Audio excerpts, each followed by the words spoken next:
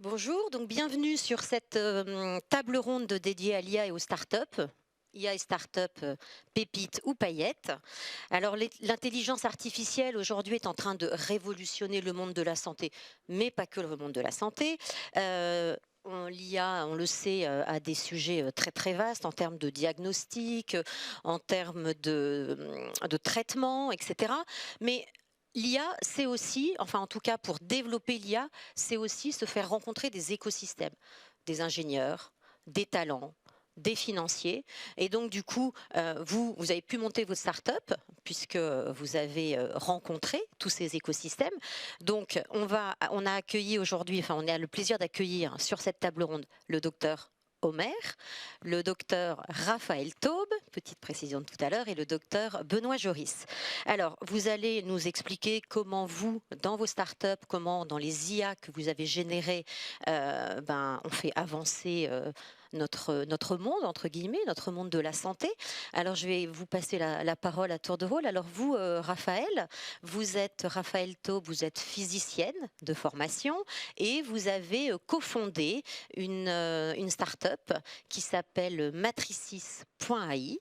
Est-ce que vous pouvez nous expliquer un petit peu ce que c'est que votre IA? Je sais que c'est une IA dédiée particulièrement aux femmes. Absolument. Merci beaucoup du coup pour cette introduction. Donc nous, on développe une intelligence artificielle dédiée aux radiologues qui font de l'imagerie de la femme. Le but, c'est de les aider à lire à la fois plus rapidement et plus efficacement des images d'IRM pelvienne. Donc, quand vous êtes une femme et que vous avez potentiellement des douleurs chroniques au ventre ou en couple que vous avez une infertilité qui a été constatée, vous pouvez être dirigé à l'IRM pelvienne pour dépister un certain nombre de maladies, au nombre desquelles en particulier l'endométriose qui est certainement celle qui est la plus connue. Et donc, si vous allez faire cette IRM pelvienne, vous allez passer dans une machine et le radiologue va voir sur sa station de lecture les séquences et les volumes en fait qui image votre pelvis pour diagnostiquer un ensemble de lésions. Et donc nous, on rajoute une surcouche par-dessus ça qui souligne en fait les zones suspectes pour permettre au radiologue de mieux lire. Et donc cette surcouche, elle est basée sur un algorithme d'intelligence artificielle et ce type d'algorithme, en vérité, ça existe pour plein d'autres applications que l'IRM pelvienne féminine. Il y a à peu près 400 dispositifs de ce type qui sont déjà sur le marché. Mais sur ces 400, il n'y en a aucun pour aucune maladie gynécologique. Donc on est la première start-up qui développe ça. On est une spin-off de deux instituts, l'INRIA, qui est l'Institut national de recherche, entre autres en intelligence artificielle et en robotique, et la PHP, le centre hospitalier. Voilà. Très bien. Merci beaucoup, Raphaël. Alors, Benoît Joris, vous êtes aussi docteur, mais vous êtes au bord de très nombreuses startups. Vous avez fait du capital risque, vous êtes passé à l'INRIA. Aujourd'hui, vous êtes le CRO de eVirtual. Est-ce que vous pouvez, vous aussi, nous expliquer un petit peu le concept de eVirtual pour qu'on comprenne bien de quoi vous parlez quand vous parlez de votre startup? Eh bien, bonjour à toutes et à tous. Effectivement, j'ai une passion pour le traitement d'images et l'intelligence artificielle depuis les années 2000. J'ai eu la chance de voir toutes les évolutions technologiques au fil des années. Et en réalité, donc, eVirtual, nous sommes capables de reconstruire le signal cardiaque à partir d'un vidéo selfie de 30 secondes. Et on a obtenu en première mondiale, en début 2023, le marquage CE classe 2A, qui est la reconnaissance de la qualité médicale et scientifique qui est à l'origine de la technologie, puisqu'en réalité, on a fait une étude sur 1200 patients à l'hôpital de Nancy. Et cette innovation est maintenant insérée dans une plateforme d'agrégation de biomarqueurs qui permet de faire un assessment de la santé d'une personne. Et on commercialise donc notre solution sur le segment de la prévention.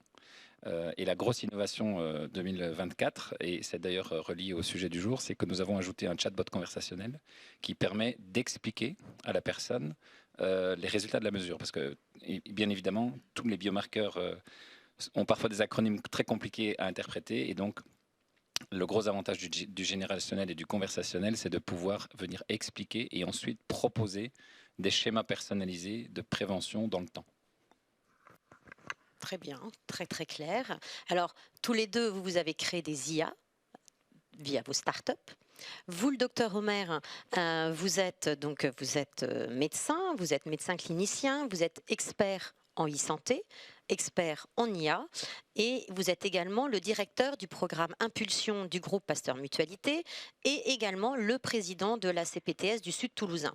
Alors, vous n'avez pas créé une IA, ou peut-être que je suis mal renseignée, mais en tout cas, vous avez beaucoup de choses à dire et surtout, vous avez de très nombreuses activités pour soutenir notamment ce développement de l'IA dans la santé. Est-ce que vous pouvez nous en dire un petit peu plus ? Donc effectivement, on est là pour parler d'écosystème, et donc déjà depuis une dizaine d'années. Donc moi, je suis à la fois médecin de famille et engagé auprès des projets institutionnels. On a eu l'occasion ce matin de recevoir des sommités dans leur milieu de nos ARS, de notre ministère, du numérique santé, des gens avec lesquels on se croise régulièrement, pour soutenir effectivement des projets qui peuvent être ministériels ou publics, mais aussi des projets privés. Et on a souhaité, avec le groupe Pasteur Mutualité, dont je suis administrateur et en charge avec mon binôme salarié, M. Larcher, de pouvoir promouvoir un certain nombre de projets, et on a souhaité l'incarner avec l'entreprise Pasteur Mutualité au sein d'un programme localisé à la Ville AM pour soutenir, aider en fait aux rencontres et surtout une chose qui est le premier frein de nos entrepreneurs, qui est de rentrer dans le terrain de la santé, qui est souvent difficile, de pouvoir dire bonjour au CHU de Nancy, à la PHP, et de dire voilà, on a une idée, on voudrait que vous nous aidiez à la co-créer et éventuellement avoir des datas. Donc effectivement, on vient soutenir ce programme, et puis je collabore, effectivement, j'ai aussi, alors moi j'ai fait l'inverse, c'est-à-dire que je suis médecin et j'ai passé des diplômes d'intelligence artificielle, notamment au MIT, pour comprendre ce que nos collègues physiciens, ingénieurs ou polytechniciens nous expliquent, nous cliniciens, pour être justement en déploiement des cas d'usage et qu'on puisse effectivement créer aussi avec eux, en disant ça, c'est peut-être pas une problématique urgente en santé pour nos patients, et donc on essaie de comprendre leurs usages. Très bien, merci. C'était un peu ce que disait Bertrand Masfressinet, le président de Groupe Pasteur Mutualité ce matin, en disant finalement, lui, il avait rencontré des médecins, il les avait mis en relation avec des polytechniciens, il avait mis en relation avec finalement avec des financiers. Ça a fait une start-up qui s'appelle Volta et qui aujourd'hui a levé 90 millions d'euros. Donc voilà, donc je pense que la rencontre de ces écosystèmes est essentielle pour pouvoir continuer de développer tout ça. Alors, lors de nos échanges, tous les trois, Raphaël, vous nous avez raconté une petite anecdote sur une histoire qui s'est passée en 1974, et vous nous avez expliqué qu'en fait, à l'époque, il y avait déjà en fait des idées, de l'intelligence, des talents, mais que finalement, il y avait un barrage. Et est-ce que vous pouvez, pour nos téléspectateurs, expliquer en fait, nous raconter cette anecdote et nous expliquer pourquoi en 1974 on ne pouvait pas avancer et pourquoi aujourd'hui c'est possible? Ok.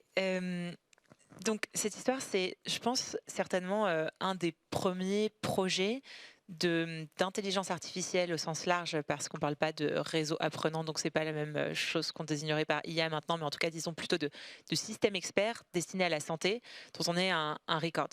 Et donc ça se passe à Stanford, comme beaucoup des avancées de l'intelligence artificielle, très clairement.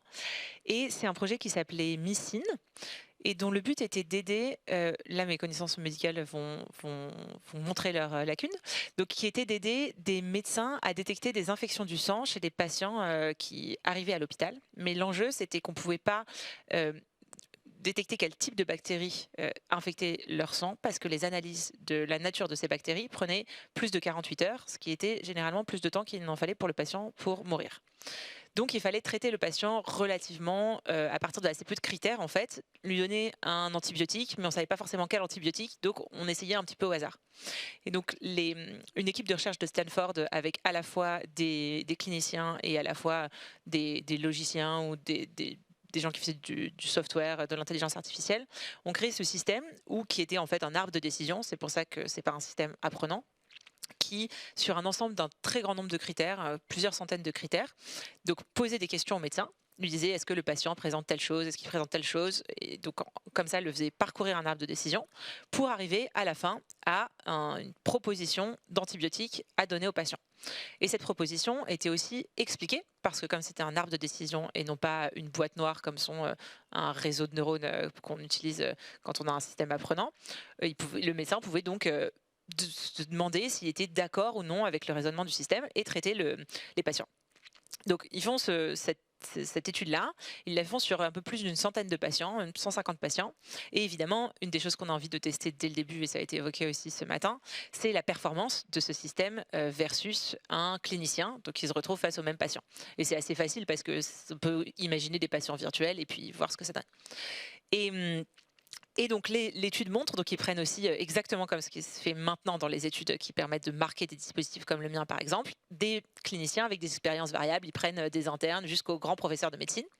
Et ce qu'ils montrent, c'est que globalement, alors on atteint assez facilement en fait la performance des spécialistes pour ça. Ils sont un tout petit peu au-dessus dans certains cas, mais bon, il n'y a pas suffisamment de médecins pour que ce soit significatif, mais disons que c'est comparable, et puis aussi assez supérieure à celle évidemment de médecins en formation. Donc on a déjà l'idée de se dire qu'on peut encapsuler finalement la connaissance du clinicien si c'est lui qui a choisi les règles de fonctionnement ou dans le cas d'un système apprenant qui a annoté les données pour donner accès à ça en fait à n'importe quel praticien qui se retrouve face à un patient ou même au professeur lui-même s'il est comme n'importe quel humain plus fatigué ce jour-là et que c'est son 50e patient de la journée.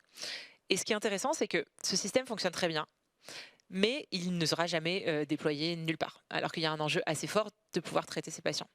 Il n'est jamais déployé pour plusieurs raisons. La première, on évoquait ce matin que pour l'intelligence artificielle, il y a 3 grandes choses. Il y a la puissance de calcul. Donc en fait, il y a même encore quelque chose d'avant ça qu'on n'avait pas en 74, c'est-à-dire juste des ordinateurs sur lesquels déployer le système qu'on a. S'il n'y a pas d'ordinateur dans un hôpital, on ne va pas pouvoir déployer un logiciel. Forcément, ça limite un petit peu les choses, par Internet à l'époque. Donc, il y a ça. La deuxième barrière, c'est qu'il n'y a aucun cadre régulatoire pour mettre ces systèmes sur le marché. Et ça, c'est exactement les choses aussi auxquelles on est confronté maintenant sur, par exemple, l'AIA Act qui vient juste d'être promulgué et qui, du coup, pose aussi plein de questions sur le déploiement de l'intelligence artificielle en santé. Donc forcément, il se pose des questions très importantes de qui est responsable du résultat. Est-ce que c'est le médecin? Est-ce que c'est l'IA? Comment régler les problèmes juridiques s'il y a un problème par la suite avec le patient? Donc ça a été pas mal réglé depuis à peu près 2016, les premiers actes de régulation, enfin le premier produit mis sur le marché qui est aussi de l'aide à la décision pour le diagnostic, cette fois-ci en imagerie aux États-Unis, et l'Europe a le même type de produit par la suite. Et donc du coup, c'est assez drôle de se rendre compte que déjà à cette époque-là, ils se posent les mêmes questions en fait. L'étude clinique qu'ils réalisent est structurée de la même façon que les études cliniques de maintenant. Il y a des problèmes d'infrastructure pour le déploiement, ce qui est la même chose de maintenant. Est-ce qu'on va pouvoir déployer dans le cloud nos intelligences artificielles ou est-ce qu'on va être obligé de les déployer par exemple on-prem dans un hôpital? Donc ça c'est pareil, une question de structure de déploiement et la question de la régulation. Très bien, merci Raphaël. Alors, est-ce que vous, Benoît Joris, vous partagez aussi cette approche où vous dites finalement il y a ce problème de déploiement qui est un frein encore aujourd'hui? Il faut s'entendre sur le mot déploiement, je pense. Il y a à la fois le déploiement commercial, mais je dirais que ça, c'est partie de nos activités au quotidien. Mais effectivement, je dirais le gros challenge aujourd'hui consiste à naviguer parmi les différentes réglementations qui nous sont imposées, je dirais, et effectivement, au-delà du GDPR, au-delà des études cliniques et du marquage qui a récemment été revu, qui a procuré énormément de goulots d'étranglement, puisque même les organismes notifiés qui sont chargés d'auditer les startups étaient eux-mêmes en train d'apprendre la nouvelle norme, donc ça a créé pas mal de files d'attente. Et maintenant, il y a l'IA Act. C'est vrai qu'on doit, nous, petites startups avec des petits moyens financiers, être capables d'emmagasiner toute cette information, de la processer. Et il est là le gros challenge aujourd'hui, je dirais, des systèmes qui incorporent de l'IA. Très bien. Et vous, docteur Omer, parce que vous avez du coup une casquette peut-être un peu au-dessus, puisque vous n'êtes pas directement dans le développement de l'IA d'une entreprise, d'une société, d'une start-up. Comment vous approchez, quelle est votre vision justement de cette problématique de déploiement? En 74, en fait, on ne pouvait pas déployer tout simplement parce qu'il n'y avait pas d'ordinateur dans l'hôpital. Donc voilà, aujourd'hui, il y a des ordinateurs partout, il y a Internet partout. Est-ce que du coup, vous pensez qu'on peut déployer partout? Question. Alors, en dehors, effectivement, chacun a son positionnement. Et déjà, c'est d'isoler, peut-être, avec, de le faire ensemble, le meilleur cas d'usage. C'est-à-dire qu'effectivement, des idées, d'une façon pragmatique, on s'aperçoit qu'en santé, 9 projets sur 10 à horizon de 3 ans coulent par problématique initiale, parce qu'effectivement, on n'a pas respecté toutes les normes PESTEL, de se dire est-ce qu'il y avait l'environnement politique, économique, est-ce que l'ensemble du cadrage initial de toute entreprise doit être là, et puis de se dire que en France, c'était le patron de Mistral qui l'a rappelé la semaine dernière lors de l'élocution présidentielle, et certainement en France, on fait partie des meilleurs européens, peut-être même mondiaux, à fabriquer de l'IA, grâce à nos têtes bien faites et surtout nos universités. Mais ce en quoi on est peut-être certainement moyen, notamment par rapport aux États-Unis, c'est les ventes. Le côté sales, qui reste une problématique importante. Alors, effectivement marqué par des normes compliquées. Aujourd'hui, de l'IA peut être vendue aux États-Unis et ne peut pas être vendue en l'absence de marquage CE. En France ou en Europe, et donc ça va rajouter, Benoît vient d'en parler, 2 ans, des fois 3 ans, dans le modèle économique d'une jeune entreprise, ce qui est considérable. Et donc on a cette grosse partie, de temps en temps, c'est une marge qui est des fois beaucoup trop haute, malgré les bonnes idées, les bons entrepreneurs. Et donc notre job, nous, évidemment, c'est d'être là pour les accélérer. Après, on ne va pas faire accélérer le process d'un marquage, mais effectivement, c'est de dire, voilà, on va vous ouvrir les portes parce que 3 mois à l'horizon d'une entreprise, j'en discutais encore ce matin, c'est extrêmement long de temps en temps. On va vous faire rencontrer des entrepreneurs ou des fonds d'investissement pour mettre la somme, la différence. Et puis, surtout, de temps en temps, il faut aussi pouvoir se regarder les uns les autres et de dire est-ce que vous êtes sûr que et au moins se poser les bonnes questions, challenger. Donc effectivement, moi, un de mes rôles, c'est de challenger d'entrée. Ce que le pouvoir d'une jeune entreprise, c'est de pouvoir pivoter rapidement, de façon agile, parce que ça n'est pas un groupe de 500 ou de 5000 personnes. Et lorsqu'on est 3, 5 ou 10, eh bien effectivement, on se dit, mince, finalement, j'ai oublié ça. Eh bien, je vais pouvoir peut-être m'orienter. J'ai un premier produit, eh bien, j'en avais prévu 5 avec un business plan à 5 ans. Eh bien, on va repartir sur autre chose ou le modifier un petit peu pour déjà faire une première marche, commencer tranquillement ou continuer à faire du consulting, enfin s'adapter en fait au marché et puis continuer de se faire aider. Donc en tout cas, la France fait partie de ces terreaux fertiles et on a envie, en tout cas, avec le groupe Pasteur Mutualité, de prendre notre part. Et d'aider effectivement cet entrepreneuriat qui est vraiment extrêmement prégnant aujourd'hui, pour les aider au maximum de leur énergie au sein de ces cas d'usage et tout aussi porteurs l'un que l'autre aujourd'hui, mais c'est vrai qu'on est très accompagnant d'un certain nombre d'entreprises. Merci. Alors, on a parlé de l'accompagnement, on a parlé du financement, la fameuse problématique de la levée de fonds. Et c'est vrai qu'en France, on entend souvent, on a les cerveaux, on a l'intelligence, on a les idées. Et de temps en temps, ça coince un peu au niveau de faire des levées de fonds. Donc ça, c'est très concret. Lors de notre échange, vous aviez abordé une notion dont on n'entend pas souvent parler en IA, mais sur laquelle vous avez insisté, c'était en fait de faire une IA sociale et solidaire. Alors du coup, est-ce que vous pouvez nous en dire un peu plus sur cette idée que vous avez de se dire, en fait, l'IA, ça doit aussi avoir une dimension sociale et solidaire? Oui, alors, pour le coup, moi je n'invente rien. Oui, oui, mais Et je ne produis pas d'IA, mais j'accompagne effectivement un certain nombre de projets. Hier, j'étais à l'OMS lors des rencontres mondiales de la santé pour discuter de la place de l'intelligence artificielle sur les maladies de peau. Et notamment, l'OMS a une structure accompagnante sur 24 maladies qu'on appelle des maladies négligées de peau et qui concernent 1,7 milliard de population. J'étais au Sénégal il y a encore quelques mois pour travailler sur la lèpre et de savoir comment l'intelligence artificielle permettrait à dépister plus vite, mieux et à optimiser le parcours de soins de nos patients, qu'on soit au Sénégal, qu'on soit au Mozambique, en Éthiopie, mais des fois aussi dans nos pays civilisés, parce que hier on avait des retours du Népal, de Philippines. On avait la ministre de la Santé du Panama. On avait un certain nombre de retours d'associations de patients. Je crois qu'aujourd'hui, on ne peut rien faire sans nos associations de patients, qui sont aussi porteurs de ces cas d'usage.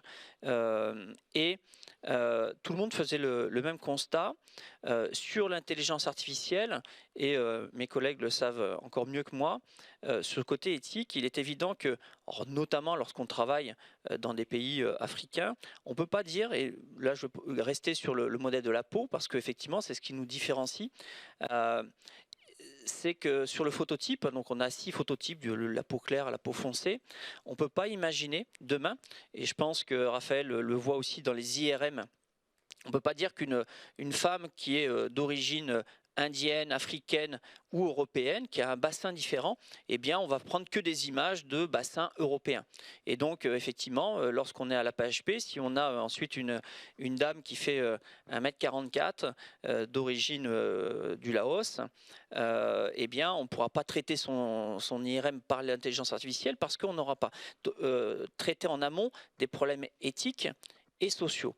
Et ça, effectivement, je crois que c'est une composante qu'on a peut-être tendance à oublier aujourd'hui parce qu'on est sur des grands débats d'IA générative, d'hallucination, de choses comme ça. Mais effectivement, dans la Constitution, ce qu'on ne voit pas, c'est que nos collègues prennent énormément de temps, de précautions pour pouvoir livrer, en fait, que ce soit des aides au diagnostic, mais quelque chose de juste, d'éthique et de solidaire. Et ça, je crois que si ça ne fait pas partie vraiment de la sémantique et de l'ADN de nos entrepreneurs qui vont faire de l'intelligence artificielle, eh bien, ils seront je dirais peut-être presque même dans l'empêchement de pouvoir commercialiser après 2 ou 3 ans de certification médicale de leurs produits, et puis 2, ils auront raté le coche sur quelque chose qui est vraiment fondamental aujourd'hui dans cette construction, je dirais, humaniste de l'intelligence artificielle. très bien. Bon, bah voilà, en tant que créateur d'IA, bien avoir cette dimension sociale et solidaire. C'est vrai que nous, groupe Pasteur Mutualité, c'est une dimension à laquelle on est très attaché. Donc, je pense qu'effectivement, faire passer le message que l'IA doit aussi respecter ses valeurs, c'est un message fort. Alors, évidemment, quand vous parliez de ce qui pouvait se passer en Afrique, se pose aussi, et vous l'avez tous les 3 abordé lors de notre entretien, se pose aussi la question de l'accès aux données. L'accès aux données, et puis finalement il y a certainement des biais puisque les données que l'on reçoit, je crois que vous allez en parler tout à l'heure, sont souvent assez masculines dans la data. Alors vous, docteur Joris, comment vous imaginez qu'on peut régler ou pas d'ailleurs cet accès aux données pour pouvoir continuer de développer l'IA? Mais peut-être juste pour rebondir sur ce qui vient d'être dit et en préambule à votre question, chez nous, par exemple, on a dès le départ eu la chance d'avoir un advisor de la société qui est médecin, qui s'occupe de spécifier les études cliniques et de soumettre les dossiers à l'autorité de santé. Et du coup, on a vraiment pris une attention extrême à avoir des données non biaisées.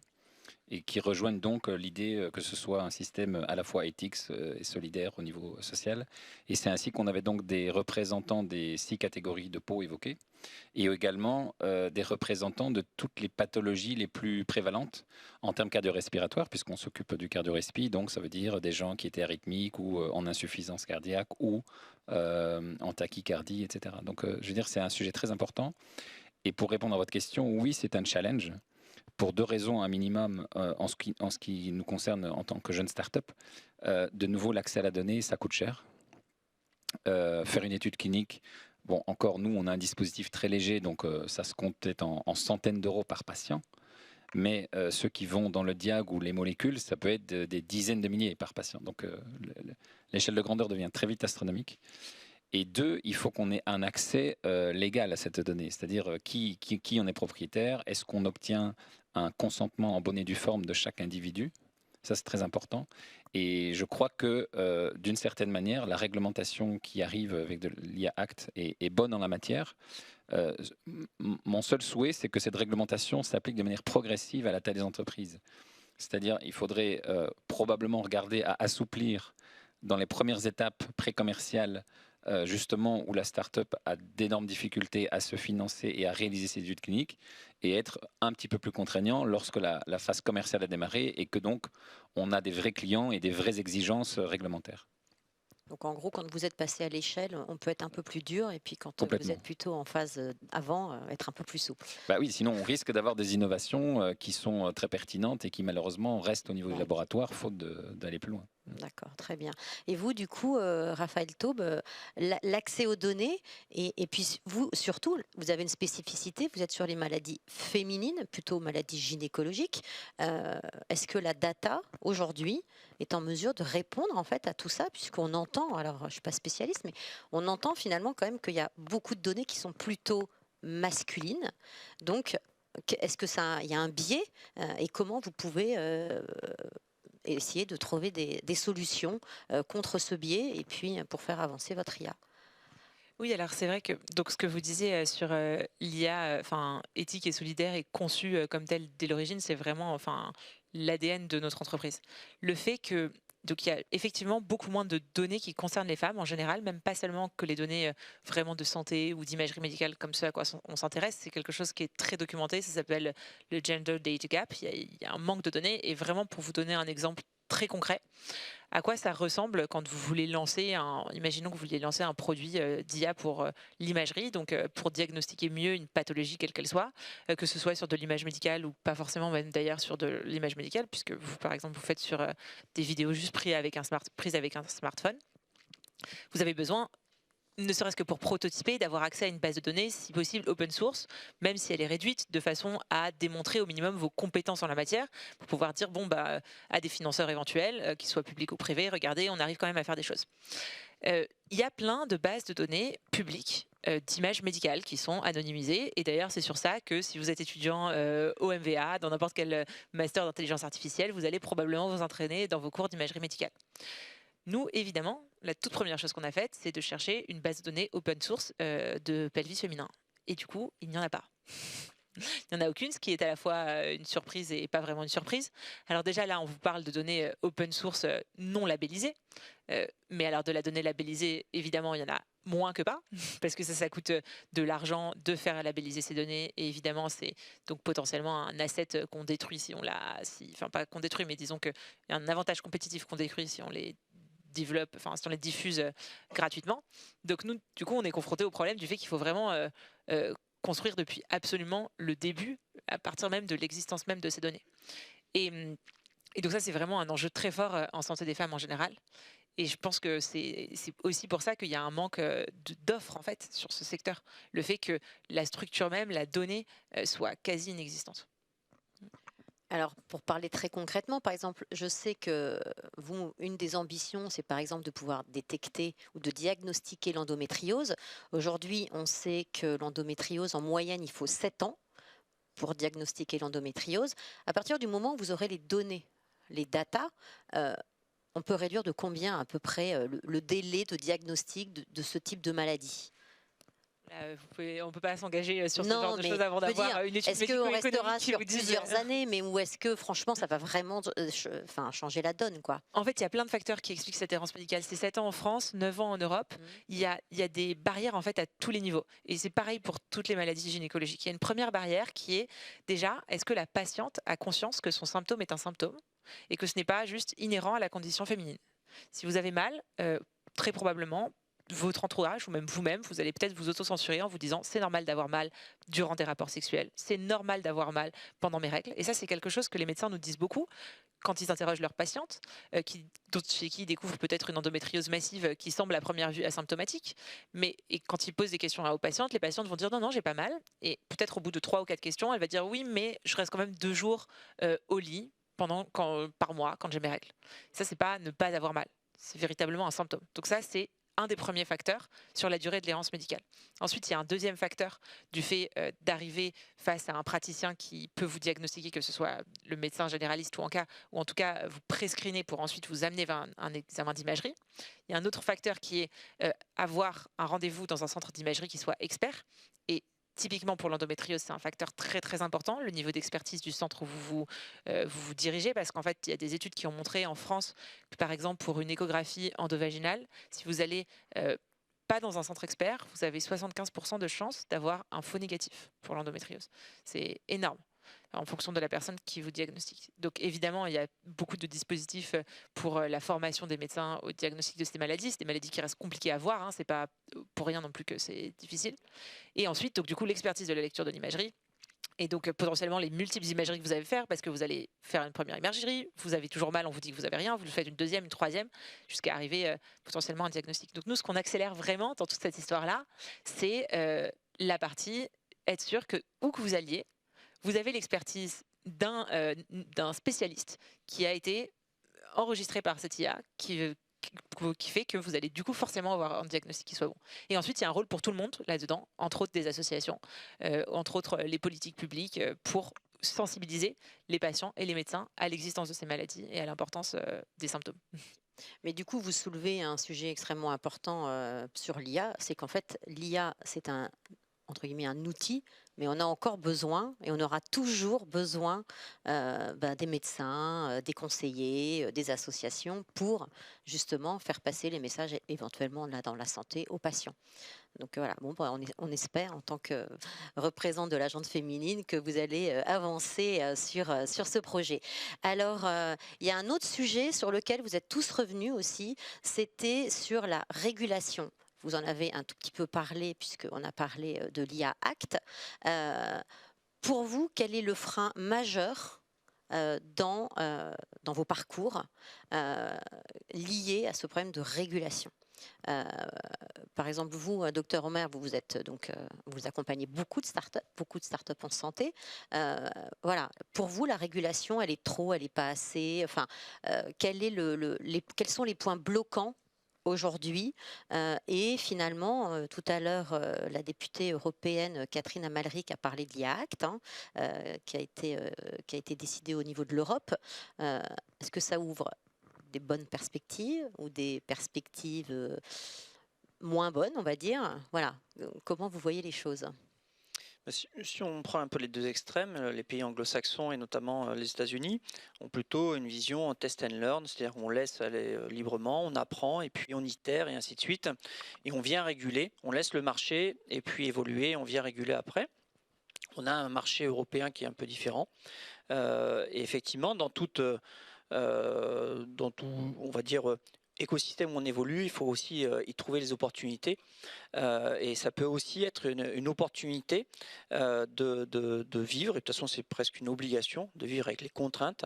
Donc on a des États souverains, et donc à partir du moment où vous voulez construire une voiture, un logiciel d'IA, un tournevis ou un stéthoscope, eh bien aujourd'hui il faut être dans ces contraintes. Donc on peut effectivement, lorsqu'on est jeune entrepreneur avec peu de ressources se dire oui, mais c'est une vraie contrainte, mais la règle du jeu est la même pour tout le monde.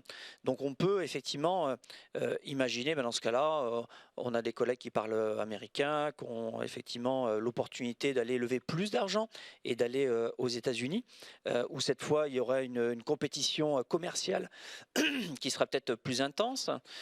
Donc chaque écosystème territorial a ses craintes, ses obligations.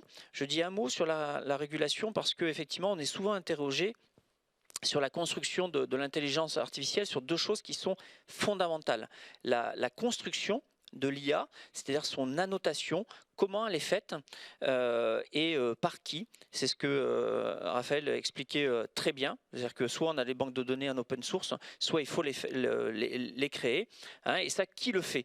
Et donc ça, lorsqu'on a des acheteurs, systématiquement, hier, les deux premières questions, c'était par la présidente de la Fédération américaine de dermatologie qui dit mais comment vous avez eu l'IA qui est produite pour l'OMS, comment vous avez eu ces données et comment vous les avez traitées? Et la deuxième question qui revient systématiquement, c'est où sont vos données?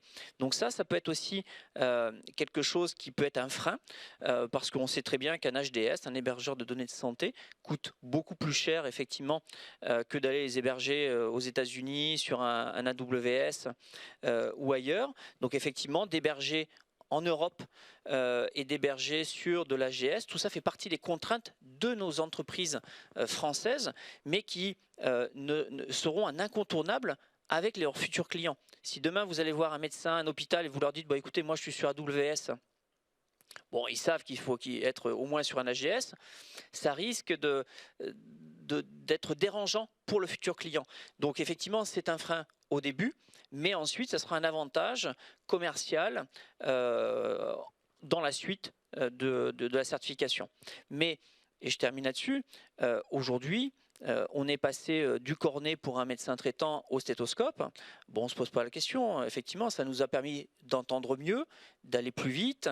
Et puis ensuite, on a l'échographe qui est arrivé pour un suivi de grossesse. Et ainsi de suite. Donc là, on vient, je participe là sur une IA cardiaque avec l'échographe. Eh bien, effectivement, demain, on va améliorer, on ne va pas remplacer nos radiologues, mais effectivement, ça va accélérer. Puis on vit effectivement une transformation qu'on ne peut pas refuser. Et donc, il faut juste l'adapter et effectivement redonner ce cadre juridique. Ça, je crois que c'est important. Donc, est-ce qu'il faut le faire à la fin comme vous faites aux États-Unis ou est-ce qu'il faut le faire dès le début? On peut s'interroger, ce sont deux parties prenantes et puis je crois qu'on aura la vérité dans 5 à 10 ans. Merci, docteur Omer. Benoît Joris, pour vous, alors, la régulation, c'est l'IA Act, accélérateur ou ralentisseur? Je pense surtout que c'est une formidable opportunité. Je suis un optimiste convaincu et un Européen convaincu également. Je pense qu'au final, ce serait une opportunité. Parce que même si nos amis américains qui vont très vite et vont en test and learn, souvent quand même, ils doivent faire marche arrière quelquefois. On peut citer aussi Amazon avec ses discriminations à l'embauche avec des systèmes d'IA qui screenaient très mal les CV. Donc il y a des écueils. Et même la voiture autonome, on n'y est pas encore. Donc moi, je pense que c'est une opportunité, mais il y a quand même une condition à ça, c'est que, je reviens là-dessus, il faut absolument que les délais et les exigences qui sont portées sur nos jeunes startups soient adaptées. Pour nous, startups, quand on entend 1 an, c'est une vie. Quand on a la chance de lever des fonds et d'avoir un investisseur au capital, on a une confiance relative de 12-18 mois. On a vécu, nous, un retard sur le MDR, donc le nouveau règlement CE, de plus d'1 an. Ça demande énormément d'efforts et de conviction pour garder la confiance quand on dit que non, notre plan initial qui était à 12 mois, il passe à 36. Et donc, il est là le challenge. C'est que oui, il faut de la régulation, mais de nouveau, progressivement. Il y a, selon moi, moins de risques d'avoir un assouplissement lorsqu'on est en études cliniques avec des praticiens, avec des médecins, dans un cadre très contrôlé déjà naturellement par les gens, par les humains qui sont là, versus quand on a 500 systèmes commercialisés, des millions de revenus, etc. Donc les exigences doivent vraiment s'adapter au stade de développement du projet. Je pense que c'est vital. C'est vital, très bien. Et pour vous, Raphaël, vous avez déjà exposé un certain nombre de choses, un certain nombre de freins, notamment le fait de ne pas avoir de data dans votre domaine, mais l'IA Act, pour vous, ce sera plutôt une opportunité? Moi, je suis assez d'accord avec vous sur le fait qu'il faudrait que les restrictions soient assez proportionnelles à la taille de l'entreprise, parce que c'est justement un des enjeux du fait d'avoir une grosse barrière à l'entrée réglementaire. Donc, même très concrètement, hein, combien ça coûte de payer un avocat en droit des données pour savoir ce que vous devez faire, c'est déjà plusieurs milliers d'euros, voire potentiellement plusieurs dizaines de milliers d'euros. Et donc ça, c'est évidemment une énorme barrière à l'entrée quand on est une startup. Donc, cette ampleur de barrière à l'entrée de la législation n'ouvre finalement le marché qu'à des entreprises déjà, des grandes entreprises qui ont les moyens de payer ça comme coût d'entrée dès qu'elles veulent développer un produit. Donc je pense que les États-Unis, justement, font d'ailleurs un peu marche arrière sur la législation spécifique des DM d'IA pour l'imagerie, c'est-à-dire qu'ils sont en train de déréguler par rapport à ce qui était les règles précédentes qui datent justement de 2014-2016. Je pense qu'en Europe, en fait, on voit assez peu le bénéfice qu'il y a au fait d'avoir des contraintes plus légères qui permettent l'avantage d'avoir des contraintes plus légères, en fait, ça fait que les dispositifs arrivent plus rapidement sur le marché et qu'on peut donc assesser leur efficacité et donc potentiellement même leur inefficacité dans des conditions beaucoup plus réelles que ne le sera jamais une étude clinique. Quand on fait une étude clinique, dans mon cas par exemple pour le diagnostic, le nombre caractéristique de patients, et c'est pour ça d'ailleurs que c'est impressionnant que vous en ayez plutôt de l'ordre de plus d'un millier, c'est 150, 200 patients. C'est très bien, mais on aura évidemment des informations de qualité beaucoup plus fine si vous l'avez déployé en routine dans un hôpital et que vous avez des milliers et des milliers de patients qui sont passés à travers. Et la capacité même, par exemple, de développer ça en phase de recherche, donc c'est le cas aux États-Unis, quand on fait de la recherche, quand on est dans une catégorie recherche, c'est-à-dire qu'on ne commercialise pas le produit, on peut le déployer déjà dans des hôpitaux, ça donne énormément d'informations. C'est quelque chose qui est impossible actuellement en Europe.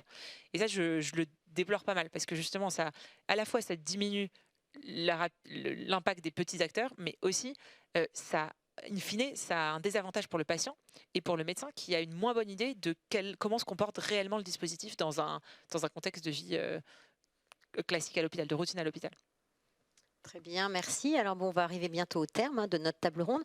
Donc, je vais vous demander à chacun en 1 minute de me dire, voilà, si vous aviez, je sais pas, une baguette magique, qu'est-ce que vous voulez, qu'est-ce que vous pouvez demander, alors soit au service public, soit, voilà, il y a quand même des fonds de plusieurs centaines de millions d'euros qui vont être développés pour les startups en IA. Donc voilà, en 1 minute, pour vous, qu'est-ce qui pourrait vous changer la vie dans votre domaine? Alors, Benoît. Je peux commencer. Si j'avais une baguette magique, je pense que j'appuierais un dispositif qui existe déjà en France, qui était la loi Pacte de mémoire, qui était favoriser la collaboration entre les grands groupes et les startups. Et je pense qu'il faudrait accélérer ce dispositif pour qu'on puisse effectivement mener à large échelle des expérimentations. Parce qu'en fait, les grands groupes, ils ont tout. Ils ont la donnée, ils ont les terrains d'expérimentation, ils ont la connaissance métier. Et donc, il faut favoriser, je pense, vraiment cette collaboration qui est créatrice de valeur pour les deux. Mais parfois, les cycles innovation sont très très longs et donc je ne peux que encourager ça. Merci. Raphaël? Oui, je pense que s'il y avait une baguette magique, je créerais un entrepôt de données de santé des femmes, avec juste de la donnée médicale de femmes, parce que le besoin est monstrueux. On a beaucoup de données en France. C'est très compliqué d'aller les chercher chez un ensemble de partenaires. Et je donnerai aussi accès à ces données pour un usage de recherche à tous les acteurs qui le demandent, sous certains critères certainement, mais je donnerai accès à ça pour vraiment développer de la recherche sur ce sujet. Très bien, donc la donnée, on y revient. Et vous, Dr Omer? Le milieu médical est un milieu scientifique et qui a besoin de preuves. Et on a besoin de ça pour avancer, mais quelquefois un peu frileux. Et on est vraiment sur notre couloir de soigner les patients avant d'être à l'écoute des nouvelles technologies. Et je crois que ce qui pourrait être intéressant, c'est de favoriser cette ouverture d'esprit et de dire écoutez, regardez, ouvrez vos portes d'hôpitaux, de cliniques, de cabinets, pour accueillir ces générations de start-up, de cas d'usage, accompagnez-les et laissez-vous guider tranquillement. N'ayez pas peur. Très bien, merci. Alors bon, c'est juste pour conclure en quelques mots, on a abordé la question de l'accès aux données, on a abordé la question de la régulation, on a abordé la question des délais, des financements, mais voilà, donc il y a des freins, il y a un peu d'embûches, mais finalement j'ai quand même senti beaucoup d'optimisme chez vous, donc c'est plutôt rassurant. C'est rassurant aussi de se dire que la France, on est quand même numéro 3 mondial en IA, derrière les États-Unis et la Chine, donc on est quand même une petite nation, mais quand même très puissante. Il y a des fonds qui vont être alloués, et donc on va enchaîner sur la start-up, sur la table ronde sur l'IA à l'hôpital, et peut-être que finalement il y a peut-être des ponts qui pourrait se faire entre les startups et l'hôpital, qui est plus académique. Voilà, donc je vous invite à rester sur la table ronde suivante et peut-être à faire des connexions. Merci à vous et à très vite.